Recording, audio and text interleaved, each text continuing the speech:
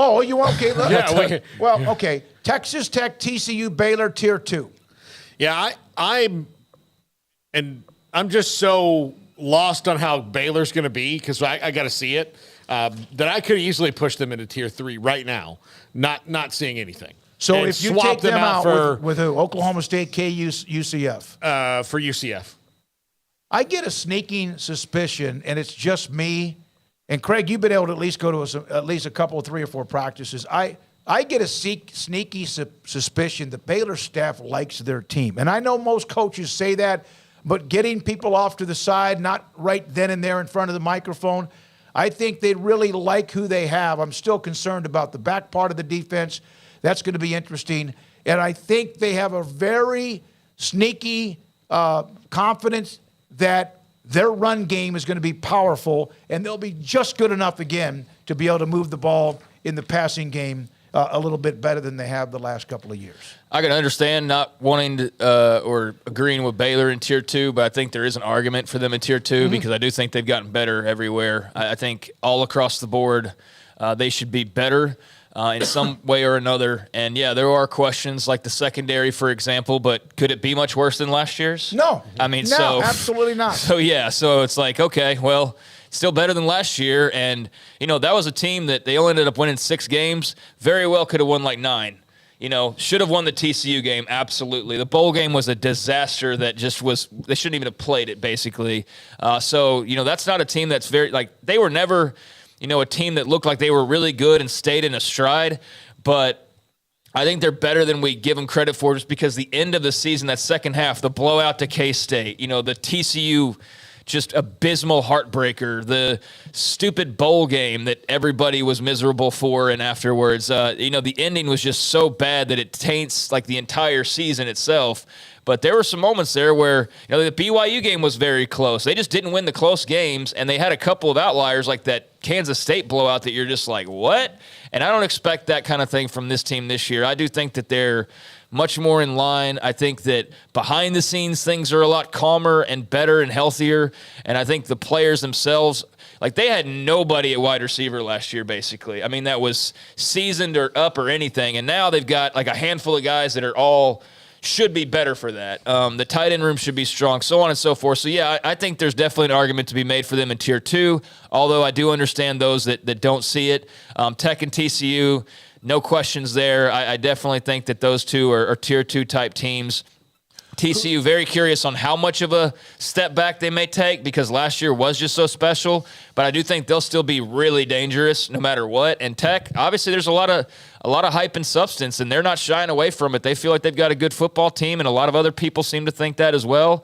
So, I think that's a pretty solid Tier 2. Let me ask you guys this, and this is a question. There's a lot of great games in Week 2, and if Texas goes into Tuscaloosa and wins, we know how monstrous that will be. But Texas Tech and Oregon, Baylor and Utah, and there are others. I'm not overlooking the others. Which team would get the bigger boost if they win their game? If Tech. both of them do, that'd be great.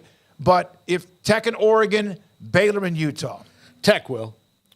Tech, because we know that Bo Nix will play in that game, at least right now. We don't know about Cam Rising. You beat Utah, but Cam Rising doesn't play. Is it the same as beating Utah with Cam Rising playing? On paper it is, but like to your eye, is it the same? No, it's not. So, I think beating Bo Nix versus beating Utah's backup, which is what it appears to be right now, would – and even if you had Rising play, I still think it's Tech because I think that's going to be more of a primetime game, right? Utah-Baylor's like an 11 a.m. kickoff. So I think there'll be more pageantry and build-up and, that kind of that atmosphere for that Tech-Oregon game and more eyes on that. So I think you will be Texas Tech if they were to win that game. All right, Garrett, if you still have it, you're really good about wanting to delete information because you once worked at the FBI. Tier 3, All right, hang on. Oklahoma State, Kansas, and UCF. Oklahoma State, Kansas, and UCF. This is Tier 3. I think there's some Tier 2 and 3 that could be a crossover. For Kansas, sure. of course, getting a lot of love with what they did, building on that, Jalen Daniels. And then UCF appears to be among the incoming 4 most, at least prepared, ready, locked in for their first year in the Big 12. I could be sold, again, on Oklahoma State and Baylor being kind of the same thing where we don't know what to expect of both of them because they both have a lot of questions and a lot of, they're going to kind of fly under the radar for a little bit. But because I believe in the coaching staffs at both those places like I do, if both of them are way better than the rest of the country expect them to be, my shock level would be pretty small because I think the distance between good and bad for these programs is not very far. I mean, like, it's good and disappointing. I don't think that either would be genuinely bad where it's like, oh dear, because of the way that they coach and the way that they recruit and the way that they develop talent. There's a lot that you have to know. Like, is Blake Shapen really ready to be, like, he might be better than the guys in the green and gold on the other side of him, but is he better than the guys wearing the Utah uniforms and the Texas uniforms that he wasn't necessarily last year? So is he better? Like, those are the questions I need to answer. At Oklahoma State, like, Alan Bowman not get tackled a couple times and then not play for the rest of the season. That's the question I have there. How have they replaced all the mass exodus of transfers? How have they done that? But if the answers to those questions are all yes and good and positive, it's not going to be that surprising to me. It's just I feel like we know less about Baylor and Oklahoma State because we have less proof in the pudding based on their roster than maybe most of the teams in the league. Well, and plus You're just they're coming trusting off the coaches. disappointing Yeah. teams. Yeah. You're trusting the coaches. You're trusting that Dave Aranda, even if he doesn't have better talent, is going to be a better coach than the guy across from him. You're trusting that because Gundy's done it so long. Yeah, lots of questions, but he'll get it together. And you know what? It's kind of shaped up for him to do that. It's been a quiet offseason, really, for them. I mean, nationally at least. They've kind of been able to go about their business and retool. No more drama. No Spencer Sanders. So they've kind of just been able to start over.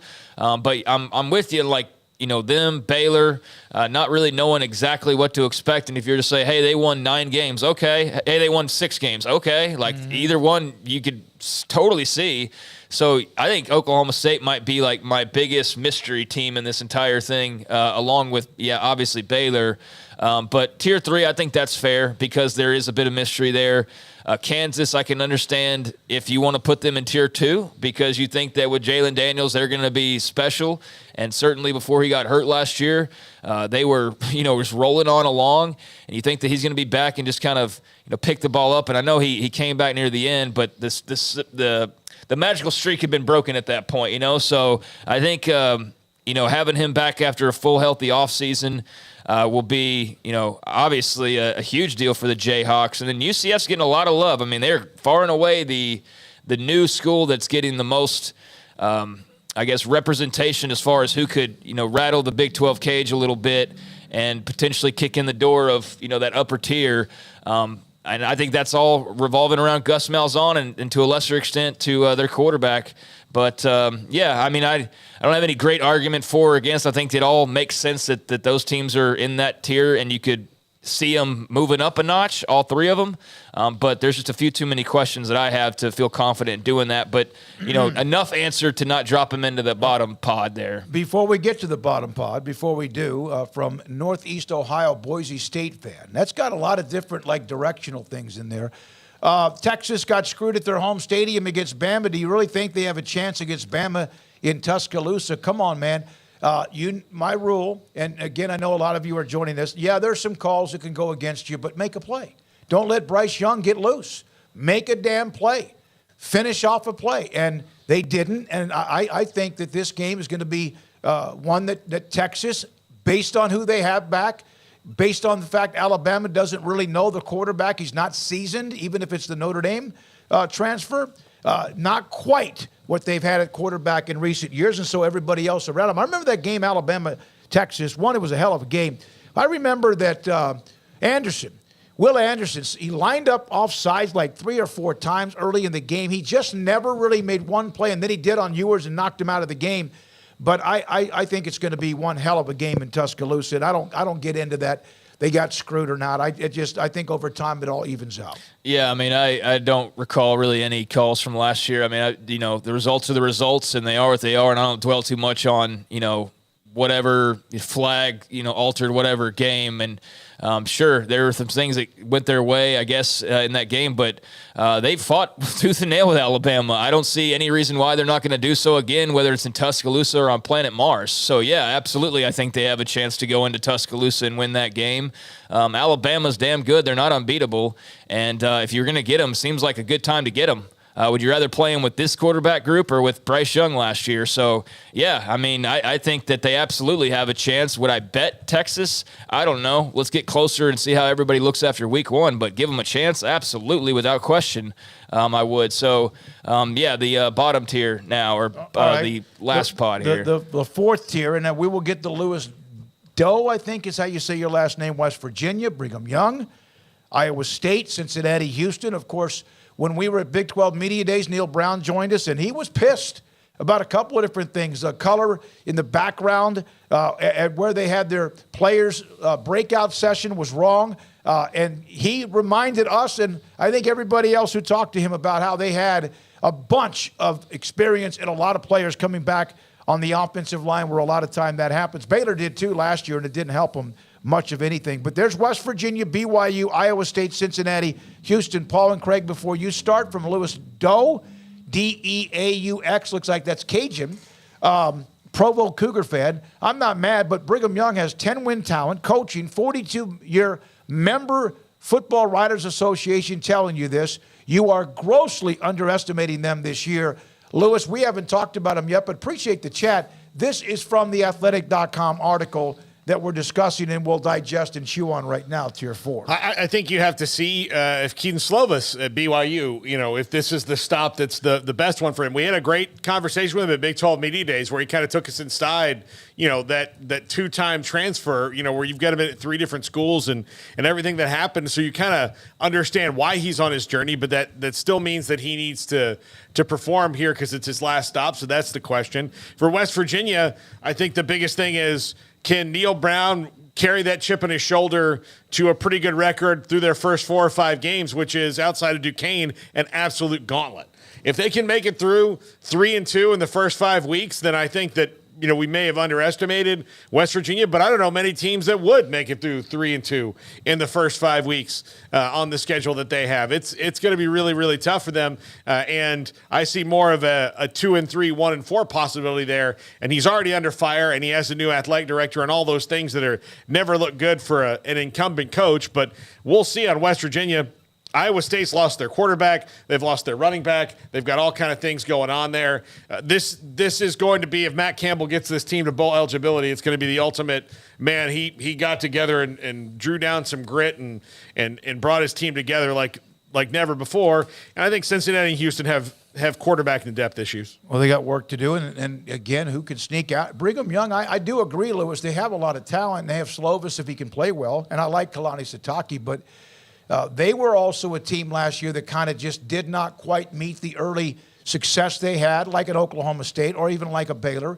And so they're kind of like, okay, who are they, even though they ended up finishing the season a lot better? Yeah, I mean, they won 8 games, and I think there's a lot of teams that would trade for that, right? But when you walked in with the expectations that they had, I think they were expecting to win more than 8 games. And so, yeah, it was a slight disappointment, I think, for them, but certainly not an abysmal season by any means, and a lot to build off of, and some questions like anybody else, but I do see why there's a lot of optimism there. And at the same time, I understand why you've got them in Tier 4, because they are a bit of a question mark in comparison to some of the others that a bit better or feel more confident about. If you want to make the argument they should be in Tier 3, that's totally cool. I could see that. I don't know how you can make an argument they should be much higher than that, though. I don't know how you put them in Tier 2, certainly not in Tier 1. So, I mean, this is about right. Like I said, you could bump them up one grouping, but I get where Sam and Justin are coming from here. Obviously, outside of UCF, they think it's going to be a bit of a transition for the new 4 schools, but BYU certainly is equipped to handle that pretty well if the things fall right. So I get feeling like they could be better. West Virginia, I do think, is better than people give credit for right now, because they've simply been talked so poorly about all offseason that it's like, how could they not be better than the way they've been talked about all offseason? So I do also get, some of those vibes from Neil Brown at Media Day where, he does expect them to be a bit better than probably people are giving them a lot of credit for. But would you put them, tier 3 or tier 2? No, I wouldn't. So I get why they're where they are, but I don't think that they're going to be the bottom of the barrel. And even if they are better, as Paul mentioned, that schedule out the gates is pretty tough. So you could be better and still have a pretty poor record those first 5 weeks just based on who you play. So that's going to be fascinating to see how they maneuver through that first month of the year. And then, all the rest we can go down. I know Houston's puzzling to everybody. I mean, I think most people don't expect them to be very good this year, but Dana knows the landscape pretty well. I just don't know if the talent's there right now. And then you had who else was in there? Cincinnati. I think they're a total mystery with a new coach. Even though he's got some skins on the wall, there's just a lot of question marks. And I don't think really. I think in some of these cases when there's votes where people have been covering the Big 12 a long time, you just don't know about Cincinnati well enough just yet to just assume kind of their ins and outs. You know what I mean? Whereas we kind of know Gundy in Oklahoma State. We're like, oh, well, he'll get that, he'll get this, he'll do this, whereas we're still kind of feeling out the rest of them. So I can see why you've got them in that bottom tier as well. And yeah, I think that covered them all. But, I think that's about how I would have it if I were to sit by myself and put them into 4 tiers. That would be similar. And obviously some of this will not be correct, either up or down. But that's part of the fun of just, going off what we do know now and trying to predict what we're going to see here pretty soon.